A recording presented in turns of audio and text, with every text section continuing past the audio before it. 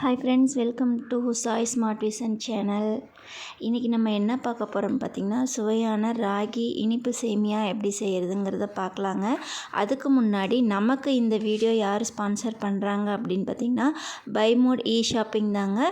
ஆமாம், by mode இ ஷாப்பிங்கில் பார்த்திங்கன்னா நம்ம வீட்டுக்கு தேவையான எல்லா க்ராசரிஸ் பொருட்களுமே வந்துட்டு ஆன்லைனில் நம்ம நல்ல குவாலிட்டியில் தரமான விலையில் வந்து பர்ச்சேஸ் பண்ணிக்கலாங்க.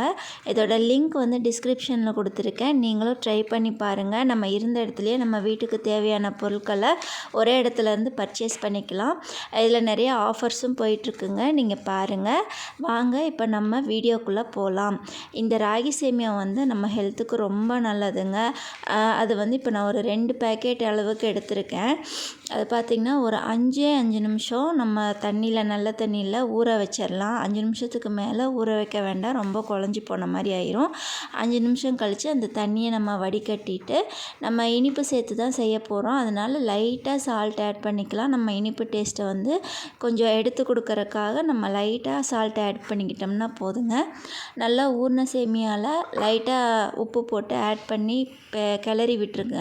அதுக்கப்புறம் பார்த்திங்கன்னா இட்லி பாத்திரத்தில் நம்ம தண்ணி வச்சுட்டு, தண்ணி கொதித்த பின்னாடி நம்ம இட்லி மூடியில் தட்டில் வந்துட்டு சேமியாவை வச்சுட்டு ஒரு 5-7 நிமிஷம் வேக வச்சாவே போதுங்க.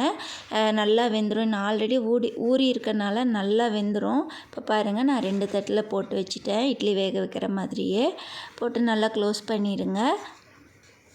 நமக்கு இட்லி துணியெல்லாம் வெளியே தெரிய வேண்டாம், ஏன்னா அது வழியாக ஆவி வந்து வெளியே போகும். ஸோ அது எல்லாத்தையும் நல்லா உள்ளே மடித்து விட்டுட்டு நம்ம க்ளோஸ் பண்ணி வச்சுக்கலாங்க. ஒரு 5-7 நிமிஷத்தில் நமக்கு வந்து இந்த சேமியா வெந்து ரெடி ஆயிரும். இப்போ அதுக்கு பார்த்திங்கன்னா, நான் வந்து ஒரு அரை மூடி தேங்காய் எடுத்திருக்கேன். அந்த தேங்காயை வந்து நல்லா பூ போல் துருவிக்கலாம். இந்த மாதிரி துருவி எடுத்துக்கோங்க. இப்போ ஒரு 7 நிமிஷம் ஆயிடுச்சு. சூப்பராக வெந்துருச்சு. நம்ம சேமியாவும் ரெடி ஆயிடுச்சு. கையில் ஒட்டாமல் வருது பாருங்கள். இப்படி ஒன்று எடுத்து டெஸ்ட் பண்ணி பார்த்துக்கோங்க. அதுக்கப்புறம் நம்ம தனியாக ஒரு பாத்திரத்தில் இது போட்டுக்கலாம், சேமியாவை கொட்டிக்கலாம். இது கூடயே பார்த்திங்கன்னா, நல்லா சூடாக இருக்கும்போதே நம்ம வந்து துருவி வச்சுருக்கிற தேங்காய் ப்ளஸ் நமக்கு தேவையான அளவுக்கு சுகர் ஆட் பண்ணிக்கலாங்க. நான் வந்து வெள்ளை சுகர் தான் போட்டிருக்கேன், நீங்கள் நாட்டு சர்க்கரையுமே கூட ஆட் பண்ணிக்கலாம். போட்டு நல்லா சூடாக இருக்கும் போதே நம்ம மிக்ஸ் பண்ணிக்கிட்டோம்னா டக்குன்னு வந்து சுகர் எல்லாம் நல்லா மெல்ட் ஆயிரும். மெல்ட் ஆகி நல்லா இந்த சேமியாவோட மிக்ஸ் ஆயிருங்க. சுகர் இருக்கிறதே தெரியாது.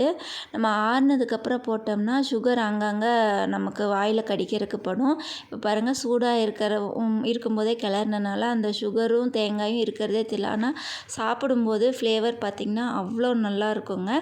நீங்களும் இதை ட்ரை பண்ணி பாருங்கள் மக்களே.